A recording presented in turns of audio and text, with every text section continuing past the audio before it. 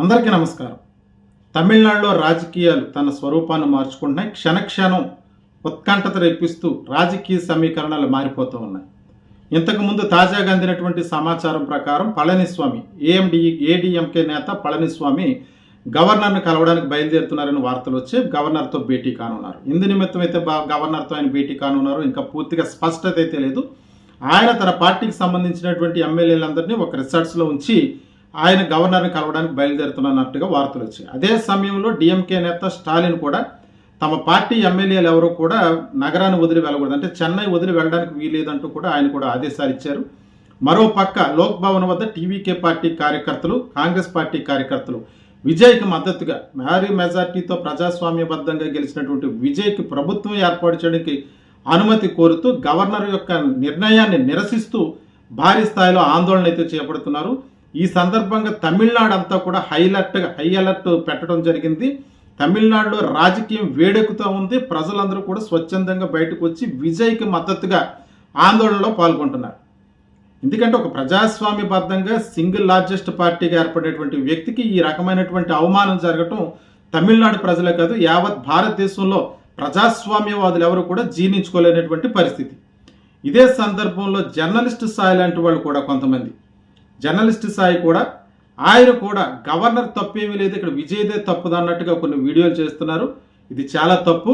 ఆయన మాట్లాడుతూ కర్ణాటకలో యడ్యూరప్ప సమయంలో ఏం జరిగిందో, లేకపోతే మహారాష్ట్ర అసెంబ్లీ ఎలక్షన్లో ఇలా జరిగింది, స్పష్టమైనటువంటి మెజార్టీ లేకపోతే రాజకీయాల తర్వాత నిలబడవు అన్నట్టుగా ఆయన విజయ్ని ఎత్తి చూపిస్తూ తప్పు అన్నట్టుగా గవర్నర్ చేసేటువంటి తప్పు కాదన్నట్టుగా వ్యాఖ్యానించడం, చాలా అనలిస్ట్గా ఆయన మాట్లాడటం అన్నది చాలా తప్పు. ప్రజాస్వామ్యంలో ప్రజాస్వామ్యాన్ని గౌరవించేవాళ్ళు కానీ, రాజ్యాంగ విలువలను గౌరవించేవారు కానీ ఎవరు కూడా ఇటువంటి కామెంట్స్ అయితే చేయరు. అంతేకాదు మరికొన్ని ఛానల్స్లో డిఎంకే పార్టీ ఏడీఎంకే పార్టీ పొత్తు పెట్టుకుంటున్నారు, వాళ్ళిద్దరూ కలిపి ప్రభుత్వాన్ని ఏర్పాటు చేసే దిశగా టీవీకే పార్టీ ఎమ్మెల్యేలను కొనేస్తున్నారు అన్నట్టుగా కొన్ని వార్తలు వస్తున్నాయి. మరీ కొన్ని ఛానల్స్లో అయితే స్టాలిన్ని ముఖ్యమంత్రి ముఖ్యమంత్రి అవుతున్నట్టు, కొన్ని ఛానల్స్తో పళనిస్వామి ముఖ్యమంత్రి అవుతున్నట్టుగా హెడ్డింగ్లు పెట్టి మరి కూడా వార్తా ప్రసారాలు జరుగుతున్నాయి. అంటే విజయ్కి వ్యతిరేకంగా అనేక శక్తులు ఏకమై అతను ముఖ్యమంత్రి కానివ్వకుండా అడ్డుకునే ప్రయత్నం అయితే జరుగుతుందంటే చూస్తున్న సామాన్యులందరికీ కూడా ఈ రకమైనటువంటి అనుమానాలు రేకెత్తిస్తున్నాయి. ఈ సందర్భంగా ఆంధ్రప్రదేశ్లో గత 30 ఏళ్ల క్రితం జరిగినటువంటి ఒక రాజకీయానికి సంబంధించినటువంటి సంఘటన, అంటే సినీ రంగం నుంచి రాజకీయ రంగంలోకి ప్రవేశించినటువంటి నాయకులుగా ఎదిగినటువంటి లెజెండ్స్గా ఎదిగినటువంటి లీడర్స్ సరసని ఈరోజు విజయ్ చేరారు. ఎందుకంటే ముందుగా పార్టీ పెట్టినటువంటి ఎంజీఆర్ కావచ్చు, ఆ తర్వాత అతి తక్కువ కాలంలో పార్టీ పెట్టి ముఖ్యమంత్రి అయినటువంటి ఆంధ్రప్రదేశ్ తెలుగు బిడ్డ అయినటువంటి నందమూరి తారక రామారావు గారు కావచ్చు, వీళ్ళిద్దరూ కూడా రాజకీయంగా సక్సెస్ అయ్యారు. ఆ తర్వాత సినీ రంగం నుంచి వచ్చిన వాళ్ళు ఎవరు కూడా సక్సెస్ కాలేనటువంటి పరిస్థితి. ఇప్పుడు వాళ్ళ స్థాయిలో సక్సెస్ అయినటువంటి వ్యక్తి ఎవరు ఉన్నారంటే అది టీవీకే పార్టీ అధినేత విజయ్ మాత్రమే.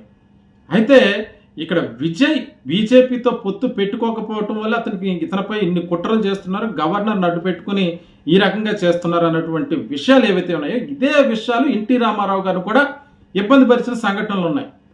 ఎన్టీ రామారావు గారు ముఖ్యమంత్రి అయిన తర్వాత ఆయన గుండె శస్త్రచికిత్స నిమిత్తం అమెరికాకు వెళుతున్న సమయంలో ఆపద్ధర్మ ముఖ్యమంత్రి ఇక్కడ నాగేంద్ర భాస్కర్ రావుని ఆపద్ధర్మ ముఖ్యమంత్రిగా పెడితే ఆయన తిరిగి వచ్చే సమయానికి ఎమ్మెల్యేలను చాలా మందిని తన వైపు తిప్పుకుని అప్పుడున్నటువంటి గవర్నర్ రామలాల్ అనే గవర్నర్ ఎన్టీఆర్ను ముఖ్యమంత్రిగా తొలగిస్తున్నాను అన్నట్టుగా ఆదేశాలు ఇస్తే రాజ్భవన్ యొక్క చర్యను నిరసిస్తూ గవర్నర్ లేని అధికారాన్ని ప్రదర్శిస్తుంటే అప్పుడు ఆ చర్య నిరసిస్తూ ఆయన ఢిల్లీ వెళ్ళి తన ఎమ్మెల్యేలతో పాటు తమ మద్దతుదారులతో ఢిల్లీ వెళ్ళి అప్పుడు రాష్ట్రపతి జ్ఞాని జైల్ సింగ్ను కలవటం జరిగింది. ఆ సందర్భంలో దేశంలో ఉన్నటువంటి పార్టీలు, ప్రజాస్వామ్యవాదులు అందరూ కూడా ఎన్టీఆర్కి అండగా నిలిచారు. ఆ సమయంలో రామ్లాల్ అనేటువంటి గవర్నర్ యొక్క వైఖరిని దుయ్యబట్టారు.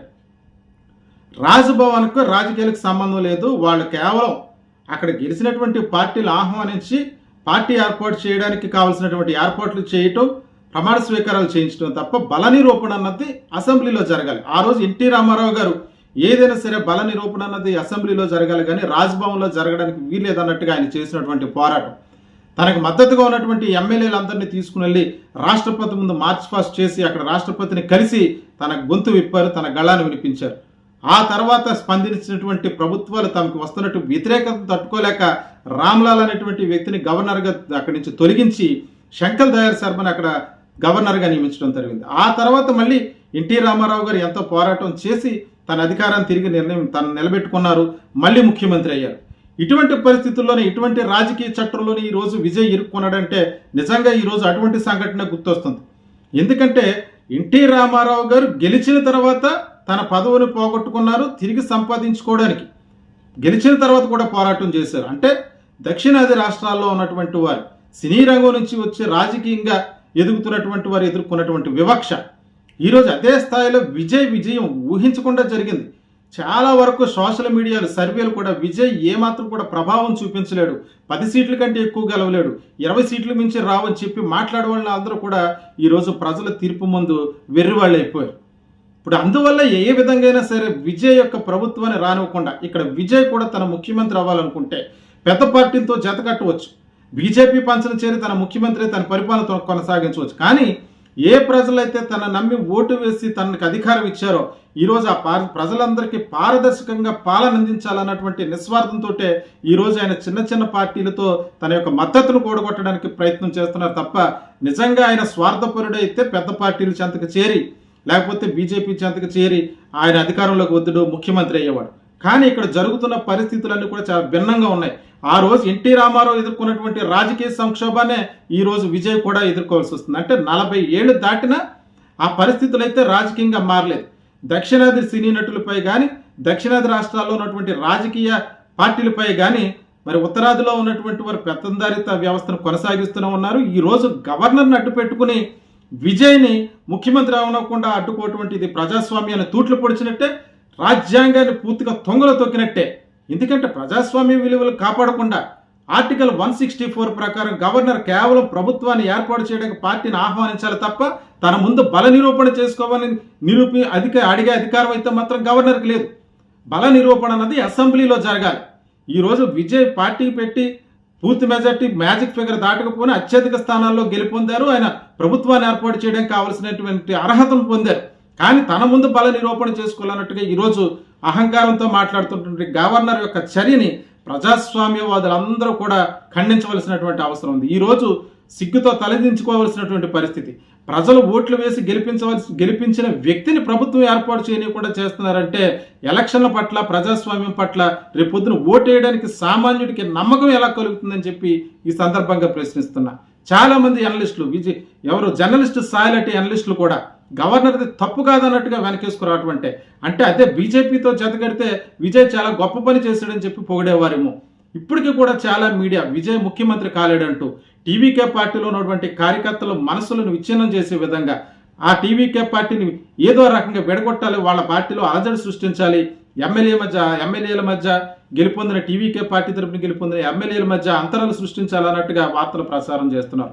ఏది ఏమైనా ప్రజాబలం ముందు ప్రతి ఒక్కరూ తలదించాల్సిందే. విజయ్ అయితే మాత్రం ఖచ్చితంగా తన ప్రయత్నం తను చేస్తున్నారు, మద్దతు కూడగడుతున్నారు. చిన్న చిన్న పార్టీలన్నీ కూడా వామపక్ష పార్టీలకు ఏ రకమైనటువంటి భేషజాలు ఉండవని చెప్పేసి పేరున్నటువంటి పార్టీలు, ఆ పార్టీలు కూడా ఖచ్చితంగా ముందుకు రావాలి. ప్రజాస్వామ్యంలో మతతత్వ శక్తులు ఎదిరించడానికి చేసే పోరాటంలో వామపక్ష పార్టీలు ముందుంటాయి.